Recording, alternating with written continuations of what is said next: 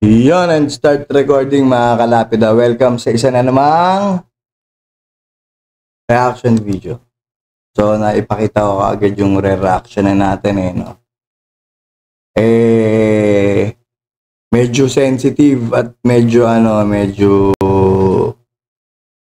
dibdibang ang usapan to. So, siseryosohin natin to. Okay? Didibdiban natin ng gusto itong topic na to, okay? So, meron akong podcast ngayon. Meron tayong kachikahan. Okay? So, eto si Jay of all trades. Jay, magandang gabi. Magandang gabi din. Percy Laptop Vlogs. At good evening din sa mga viewers, mga followers, subscribers. And so, bibigyan natin ng ng review tong video na ipapalabas natin. Tapos syempre reaction video nga eh. So gagawa natin reaction. So papanoorin na natin, wag na natin patagalin pa dahil pang ilan take na to.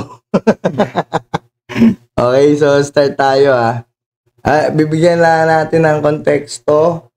Ang konteksto siguro nitong tong video na to sa mga taong mga mahilig mangonde na. Okay? So yun yung konteksto nitong video na to. So pakinggan natin and play. You're wearing a cross. Yes. Do you consider yourself a Christian? I believe in God. Let me ask you a question. Do you wear your cross while you're engaging in producing porn or OnlyFans content? I always wear my cross. You always wear your cross. I never take it off. Do you think that God approves of you doing porn, basically? Yeah, it's not hurting anybody. I do it very safely. Do you think God wants you making porn? God said that He loves everyone. Okay, I have a question. If God wants you to be a porn star, what do you think Satan wants? To stop doing what I do? Satan wants you to not do porn, and God wants you to do porn. Do I have that right? Yeah. Unbelievable. That is unbelievable. You're Ayan. So, uulitin natin yung video. Kasi ang tawag dito, kaklaruhin natin yung sinabi. Diba? Para maintindihan ng mga I-dissect natin. I-dissect natin para maintindihan ng mga nanonood kung ano yung pinag-usapan nila. Kasi dito parang may smart shaming na nangyari, diba? Yeah. Okay. Shaming talaga inaano. So, ulitin natin siya. Tapos, ipopost na natin. Okay? Play. wearing a cross. Yes. Do you consider yourself a Christian? You're wearing a cross. Do you consider yourself a Christian? Yes. I believe in God. Let me ask you a question. Do you I believe in God daw. wear your cross while you're engaging in producing porn or only? You're wearing your cross while engaging in producing porn, tama? OnlyFans content. Pati OnlyFans content.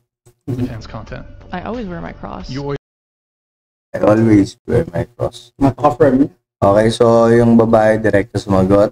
wear your cross. I never Okay, so take it off. do you think that God approves of you doing porn, basically? Ayun, so yung tanong, di ba? Do you think God approves of you doing porn? Di ba yun yung tanong? Pakinggan natin yung sagot. Yeah, it's not hurting anybody. I do it very safely. Do you think God wants you making porn?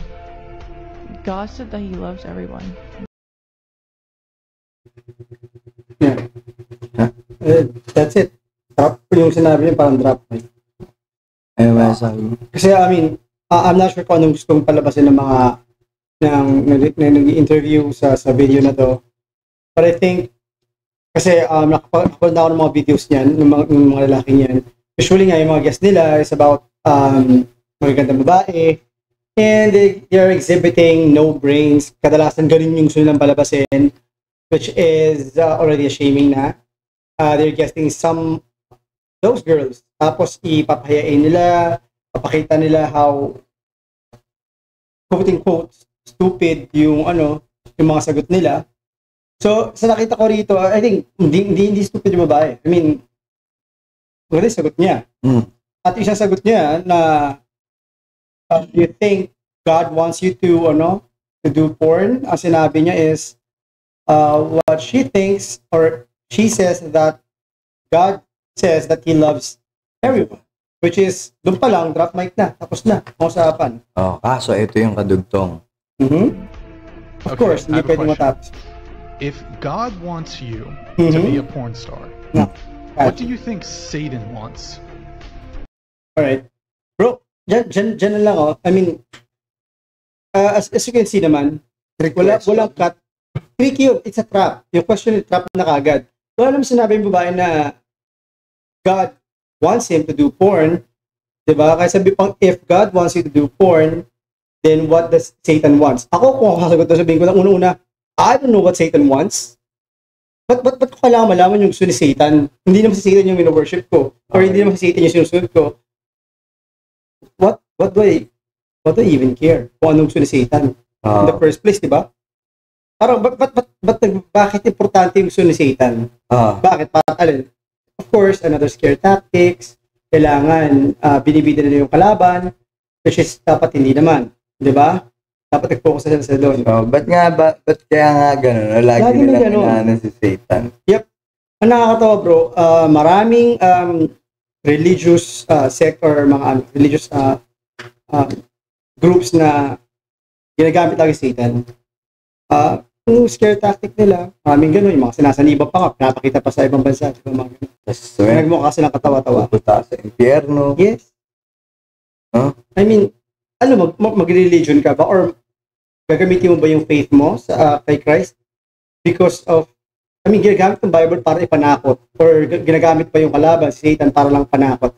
Why not focus on love? Why not focus on the message?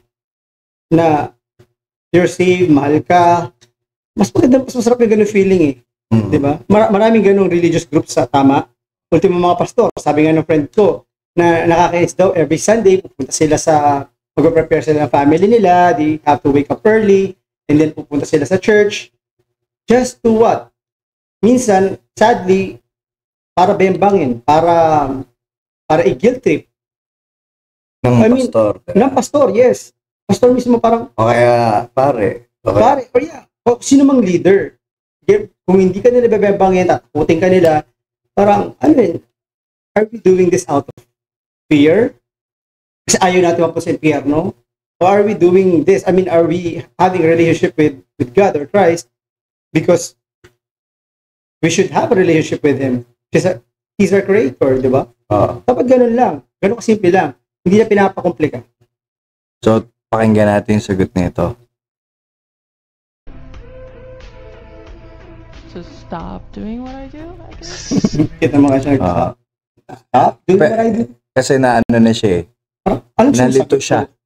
Yeah, kasi parang ang tanong sa kanya is, dalawa lang eh. If God wants you to do porn, wants you to do porn, and Satan don't want to stop you to do porn, basta parang, or allows you to do porn, dalawa lang naman ang tanong eh. It's a left and right, true or false. So anong sagot mo? Parang pag hindi kaliwa, pag hindi pula, puti. Ganun kasimple lang.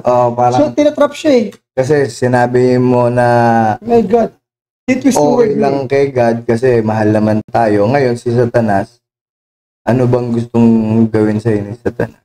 Yun na nga, parang ako sabi ko dapat doon, parang hell, I care. Dahil kasi si God, bakit kailangan ko panuin? Oo. Diba? So, etong si tatay, natatawa siya.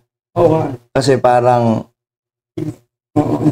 tatawanan niyo yung lalaki, tanong yung lalaki, kung paano niya, yun yung confusing kung dito paano niya, tinitwist, saka, yung lalaki, pero tingin ko, tinatawanan niya dito yung lalaki kasi kung paano, kasi nasagot ng maayos ng babae una yung tanong eh. Tapos, na-confuse lang siya, kaya tumatawa siya kasi dapat drop mic na yun eh. Diba? Drop mic na rin pa lang. Tapos, biglang, yung tanong mo, trick question para Hindi nga, parang ano funnel yun parang gusto ko, dito ka lang, ito yung gusto kong mangyari. Dito ka mapunta sa ganitong So, tuloy natin yung sitwasyon. netong lalaking si Boy Balbas. Satan wants you to not do porn, and God wants you to do porn. Do I have that right? Yeah. Confirm. Unbelievable. That is unbelievable. Yeah, di ko lang kung anong gusto palabasin niya, kung ano ba yung isasabi, unbelievable. Unbelievable siguro yung tanong. Yung sagot nung babae? Dahil nag-iya?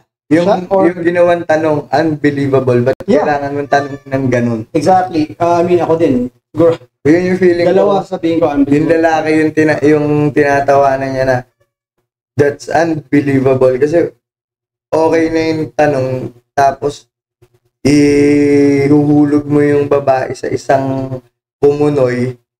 Diba? Parang, mapapahamak siya sa sagot niya. Yep, gano'n lang talaga, tinatrap nga siya kasi doon siya pinapunta sa sitwasyon na talagang mali yung masasagot niya. Kasi pinapili naman siya di ba? Puti, left or right, true or false. So, hindi niya kailangan mag-define Hindi niya kailangan explain sarili niya. So may nakita ako dito kanina na sa mga comments. Sa comment. Ito ba masasabi mo dito? People believe no matter how hard life is, they say, this is God. Dapat to God's plan. Yeah, God's plan. Ano masasabi mo doon? Ito naman, God's plan. Di ba nag-usap tayo about destiny? May destiny? You can consider that as God's plan. Di ba? Kaso sometimes we do things our own way. Sometimes hard way. Kaya nawawala tayo sa God's plan, sa destiny. Comment na ito. Satan be like you, bro. I never said that shit. Kahit kasi Satan, di ba sabi niya parang, you're putting words into my mouth. Kasi parang, ganyan. Parang ako pa yung magpapahinto. Gusto ko nga gumawa kayo ng kasalanan. Imagine mo naman, parang, di ba kita mo, sino pa nagiging star ngayon dito? Satan. Di ba? Wow. Good job. Ito. What we need to remember is that these are choices that these individuals have made. Okay, tama naman. Okay? These are, kaya nga may consequence sa mga ginagawa mo, di ba? These are conscious, tama ba? Conscious decisions. They're not for us to judge, to be judged. We witness and move on with life. Okay. Tsaka, mabalik lang yung punto, kanina. Una-una, ano purpose na to? I-guest mo yung mga babaeng yun para magkamali. Actually, yung tinanong siya, di ba? Do you think God approves you to do porn? Sa akin, bro, yung tanong niya parang, simple lang, kahit siguro sa tanong mo na sa magulang mo tingin mo yung magulang mo, matutuwa pa nag-porn ka? Parang, hello, obvious answer dapat doon, di ba? Ba't kailangan pang itanong yun para I don't know, para i-condemn siya, ipahiya? Di ba? Tsaka, you're inviting them para i-condemn mo. Actually, may sagot na dinibunk to yun. Ideal response? Parang ito nga. Ideal response would be, do you think God approves of you watching it? Etong palabas mo? Kasi, I mean, yun na nga lang, yun na yung masama kadalasan, di ba? Ang hilig nila, I'm not sure kung anong gusto yung palabasin nila. Parang sinabi lang nito, back at you. Exactly. Kasi nang-co-condemn ka to begin with Di mo ba alam, mas feeling ko I'm not sure, I'm not religious, I'm not Bible scholar din, pero what I'm sure is, I think mas papaboran pa ni God, ni Lord, yung gumagawa ng porn, kesa sa nang co-condemn. Di ba? Like sa Bible, si Mary Magdalene, di ba? She was condemned. Di ba? Parusa nga sa kanya dapat stone to death. Binabato siya ng mga tao, di ba? Babatuhin ng mga tao, di pinigilan niya. Dahil nga daw whore siya, lahat sinabi sa kanya ganun. Di ba? May sinabi pa si doon, yung kanina lang, nakita natin dyan sa mga comment. Ito. Saglit, meron isa. Cast the first stone. Why aren't the men who use the services provided by these women questioned and interviewed? Babalik na rin. Parang bakit hindi nandun yung mga tao? Ito na. Let the one among you who is without sin cast the first stone. Yung sinabi kay Magdalene. So parang hindi, but okay, I don't know kung ano pala yung point nila dito, pero nakikita ko lang si shame, kino-condemn, which is mga bagay na tinutulan ni Christ. Na pinakita niya ilang beses sa Bible, kung paano niya... Meron kasing There's no condemnation in Christ. Oo. Tama, kaya nga, di ba, kaya nga sabi ni Jesus Christ, hindi ako bumaba dito para kondenahin kayo. Yeah. Bumaba ako dito para iligtas kayo. So, yun yung sinabi, di ba? Okay? At hindi tayo para piliin kung sino lang yung maliligtas. Yes. Parang okay, ikaw lang yung mabait, ikaw yung maliligtas. Ito mabait to, mas okay to. Kasi anong sinabi? Lahat niligtas. At anong sinabi sa cross? It is finished. You with it? Oo. Yun yung naalala ko sinabi niya, it is finished. Hindi it was finished, it will be finished. It is finished. Present, at yung finish na yun is yung kanyang pag-save sa... Yes. Yung obligasyon niya dito. Yep. Kung ba't siya bumaba. Diba? To take all the sins, ramdaman lahat yun, lahat ng pain. Yung dugo na, lahat, yung dugo niya na... Lahat, niramdam niya yun. Face first sa lupa. So, para itubusin lang talaga. Tapos tatakutin pa tayo, di ba? So, kaya nga, kaya nga, di ba sabi, kahit anong religion yan, kahit anong God pa yan, di ba? Kung halimbawa, sabihin na natin, yung God nga sa Bible, yun yung pinakamagandang maririnig mo eh. Hindi ka kinundin kahit gaano ka pa kasamang tao, hindi ka kinundin Tapos, malalaman mo, makakasama mo pa siya sa langit. Diba? Diba dapat ganun yung masarap pakinggan? Hindi yung belong ka. Mapupunta ka sa impyerno. Yeah. Script tactic yun eh. Yun ang kailangan nila eh.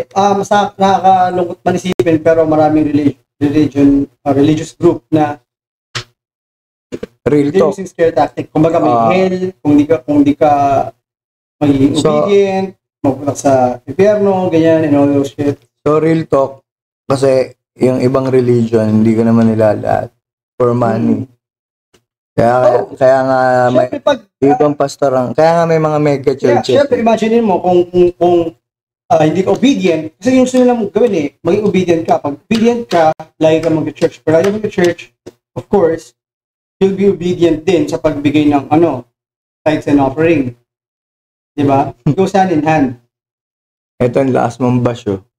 This should be a show on everyone's local channel and watch this with your sons and daughters because it is extremely educational, especially for young girls. Ang inabasag. Kasi para papayali yung mga ganun. God loves you no matter your sins.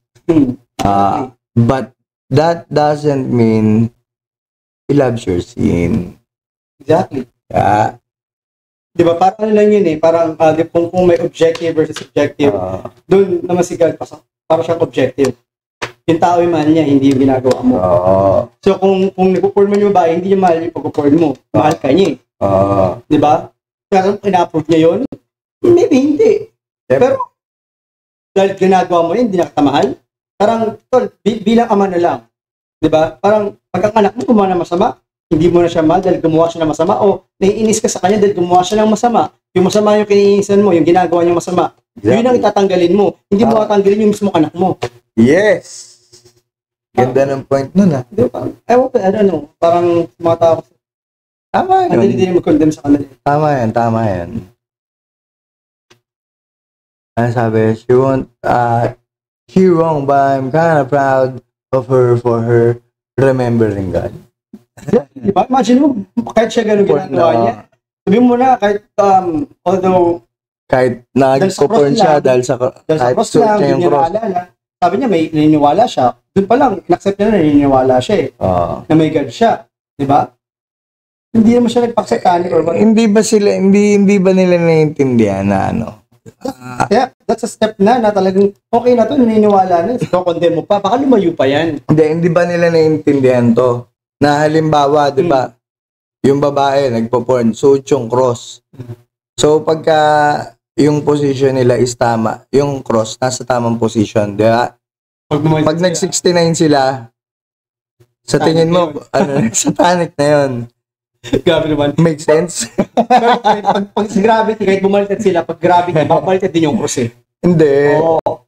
Tatayo yung lagi ng imagine mo, nakagaya ka ng cross mo, tumambling ka man, iikot pa rin yung cross mo eh.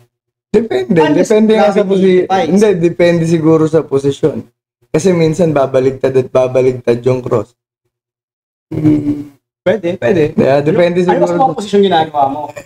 I'm not in the position to say eh. Hindi ko alam sa kanya kasi hindi ko pa siya napanood. Dapat inalam natin yung pangalan niya, di ba? Ang ganda-ganda babae pa naman nun, no? Yan yung mga... May I mean, bakit mo sinabi, ang ganda pa naman ng babaeng yun?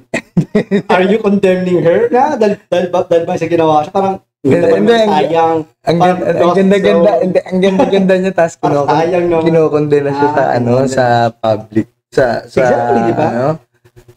Sabi ko nga, lahat na napapansin. Pero kahit pangit, hindi naman dapat din kondenahin. Yep. So, si itsura yun. Pero ito. Meron tayong nagagawa na hindi natin alam minsan na nangongondena na pala tayo ng tao. Exactly. Kaya nga dapat, tayo aware tayo sa sasabihin natin. Kailangan maging careful tayo. Kaya lang minsan, dahil nga hindi mo alam, hindi mo may iwasan. Diba kahit sabihin mo, kahit gaano ka pa careful. Kabait. Minsan, mangyayari. Pag emotional ka, makakondem ka na. Or minsan nakasanayan mo na eh. Pero ang masakit kasi minsan, merong halimbawa, pinagmamalaki mong Christian ka. Tapos kung paano ka magmura sa tao na paano ka manlait. Di ba? Maraming ganun. Di ba? Maraming ganun. Proud na proud sila. Tapos kung paano ka mangundena ng tao. Parang binabadge of honor pa nila pagiging Christian. Sinasabi pa ko sa Christian ako eh. And then, kamusta mo naman magsalita? Kamusta mo mag-condemn? Diba? Yung pala unang-una, my God. Yun, red flag na kagad yun eh. Maling-mali na kagad. Imagine mo, I'm not saying naman na maging Christ-like ka. Maging perfect ka. Kasi hindi mo magagawa yan. Walang makakagawa nun. Yep. Walang makakagawa nun. Even the Ten Commandments, walang... Bigyan mo nga kami ng konting kwento sa Ten Commandments na yan. Kung kanino binigay. Yun. Pagkakaintindi ko, again, I'm not a Bible scholar. Hindi ko alam yung mga verses. Pero, para sa akin ng Bible, sinintindi ko siya as story. Story yun eh. Yung siguro importante, hindi dapat yung word per word o verse per verse. Kasi panglalaban ko sa mga tao. So, si Ten Commandments, paano siya? Ang Ten Commandments, men, sa story niyan, binigay yan sa mga, yung pinataka si Moses, mga Israelites, diba? Tapos nung nakalasa sila doon, nasave na sila yung mga diba, mga chosen daw, diba? Mga And then, nung nabubuhay na sila, men, parang, chosen ka, okay na kayo eh. Pero sometimes parang nagiging entitled sila na parang, Lord, ano ba kailangan namin gawin? Para maging kami, karapat-dapat, ganun. Parang, ganun yung feeling nila eh. Kasi favored sila eh. Wala namang hinihingi sa kanila. Okay na kayo eh. But yung pilit nila na parang, Lord, ano namin gawin? Yan. Ten Commandments. Binigay sa kanila, nasa tablet, di ba nakita mo, may Ten Commandments. Good luck. Ilipin mo natin Ten Commandments. Isa doon sigurado nagkamali ka na eh. Hindi lang siguro isa. Hindi lang. Lahat gaya baka na ano mo na eh. Kahit sipin mo na daw kasi, di ba? Siguro, yung pagpatay nga. Kay Christ na ano na yun. Kay Christ na, ang tawag dito, kay Christ na commandment na yun. Isipin mo palang kasalanan na. Pati sa mag-isip ka pa lang ng pangit sa kapwa mo, masama. Yes, Ten Commandments, ginawa talaga yun para hindi mo masunod. Diba? Kasi, diba, nakakabot ko yung verse na yun, may mismong quote na yun na parang, where there's sin, parang grace abounds, parang gano'n. Sa mga makasalanan, ano dun yung grace eh. Diba? Para bumaliktad ka at, repent or para makita mo talaga yung tama eh. And then, kaya nga yung Ten Commandments hindi talaga nilagay yan dyan, hindi para sundin nyo to obediently.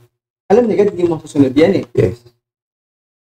Kasi gaya niyan, masyado silang parang nagbo-boost na yung mga S-lights na masyado silang entitled na sila eh. Kaya nga. Pero ito pa yung malupit, no? Sila yung... Wala namang humihingi nun eh. Pero sila yung... Sila humihingi nun eh. Sila yung hindi naniniwala kay Jesus Christ. Di ba? Marami nga ganun eh. Sila yun yung promised land. Yun yung chosen land. Tapos biglang sila yung hindi naniniwala. Parang ang gulo din. Sa mga Diyos ba yan? Sa mga Israel? Di ba? Kaya, doon ata kasi parang naniniwala sila because lang hindi ata sila naniniwala kay Jesus Christ. I think, I'm not sure. Parang gano'n eh. Diba? Kaya nga sila yung nagpapako eh. Yeah, imagine mo yung Ten Commandments na yan. Ganun kahirap, kadetalyado yan. Anong ginawa ng papasok ni Christ? Game changer nga siya, di ba? Okay, wala naman talaga makakasunod din eh. Simple lang. Papasok na ako. Simple na lang. Greatest commandment. Napakasimple lang nito.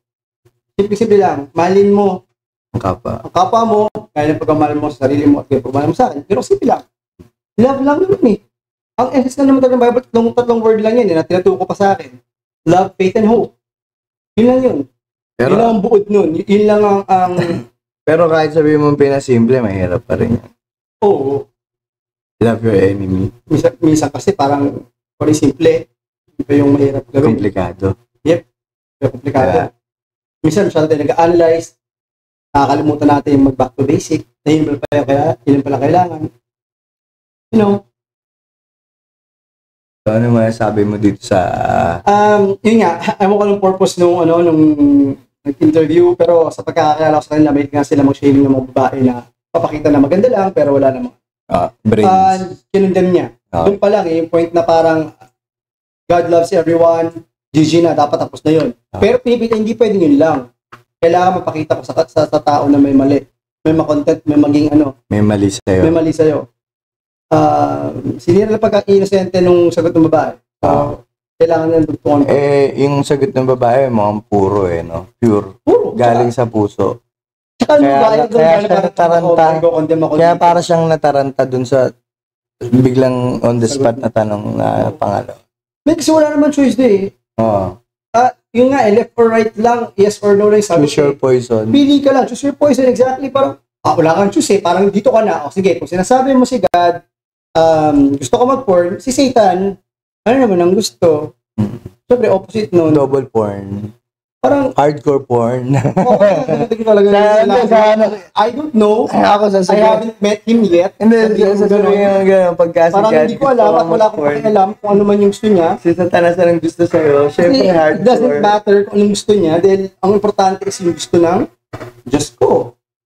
Siyempre, gusto ni Satanas, orgy.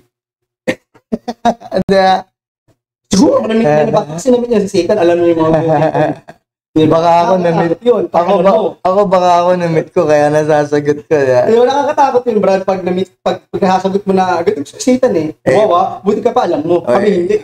Sabi na-meet mo na. Oo, kaya nga pinagmumura ko. Baka mamaya, tawang ka pa. Yun yung masama eh. Kaya, kung hindi ka side, yun. Kung sa tingin mo, yung mga ganyan, sabi mo, di ba, may mga ganyan talagang napapanood mo sa US. Sa Pilipinas din naman, may mga ganyan na nang-smart shaming. Marami so, magta-topic tayo ng mga nang-smart shaming, lalo na yung mga nang-smart shaming sa akin. Babalikan natin yung mga video. Diba? Oo, may napanood ako parang medyo na smart shaming ka. Kasi pare, ito pagka, halimbawa, nag-content ako, tapos, or nag-guest ako sa ibang channel, tapos, hinahayaan ko lang na gawin nila yon kasi channel nila. Out of respect. Pero pagdating sa channel ko, syempre, para channel ko na yun, ano ba nangyari para? Wala ka na magagawa. So, hindi ka na pwedeng kontrolin doon. Hindi nyo makakontrol sa channel ko. Yeah, so, your house, your rules. Ganun lang. So, pero dapat yun. Opinion mo, opinion niya. Tsaka, nakakatawa minsan, naririnig ko pa parang ide-debunk ko. For example, ikaw, ide-debunk ko to si Percy Lapida Vlogs sa opinion niya. Parang, wait a minute. Hindi mo siya pwede i-debunk sa opinion niya. Opinion niya yun eh. we are entitled to our own opinion. Ang opinion ko pwedeng tama sa akin at mali sa'yo. Oo. Ang opinion mo pwedeng mali sa akin at tama sa'yo. So, hindi mo pwedeng i-debunk yung bagay na opinion. Ang pwede mong i-debunk is yung fact na sinabi ko. For example, sinabi ko, ano pwede mo sabi, si Libayan, for example, si Libayan ay pare. Pwede mong i-debunk, no. Si Libayan ay lawyer. Yun ang madedebunk mo. Kasi kailangan mo ng proof, hindi siya myth. Kailangan mo pakita ng proof. Oo. Yun ang ka-debunk.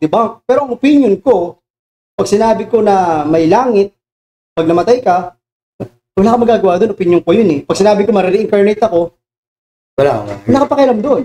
Yun ang paniniwala ko, opinion ko yun eh. Kahit unang-una, kahit ikaw, kung halimbawa, ikaw yung nagsabi magde-debunk, diba?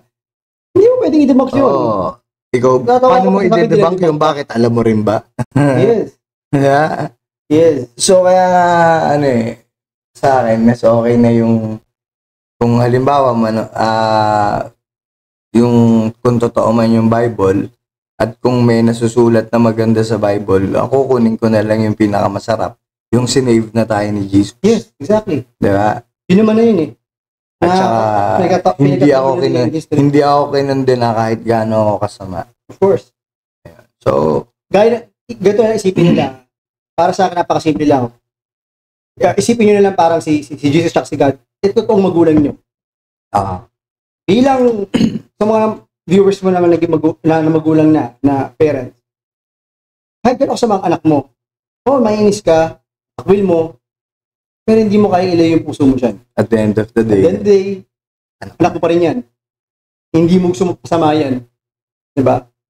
Sobrang sama mo siguro kung pag gano'n. Siguro saka natin i-content yung topic na bakit yung ibang magulang napapatay yung anak. Yeah, I mean, marami ng factors. Hindi, kaya nga, sa susunod marami, siguro, tapos may anak din na nagagawa rin sa magulang. The vice versa. So, itatopic din natin yan. Maganda kasi yung mga ganyan, at least, siguro yung mga manonood, may intindihan nila kung mas mo open. Diba, hindi naman namin pinipilit yung opinion namin sa inyo or yung sinasabi namin sa inyo. Pero, syempre, magsuri tayo lahat. Diba? Kaya nga, nakikinig tayo sa iba-ibang opinion, tapos kukunin mo lang naman yung maganda. Yung pangit, works for you. Kung yun ang magandang, tingin mo yung opinion niya or idea niya, makakatulong din, go.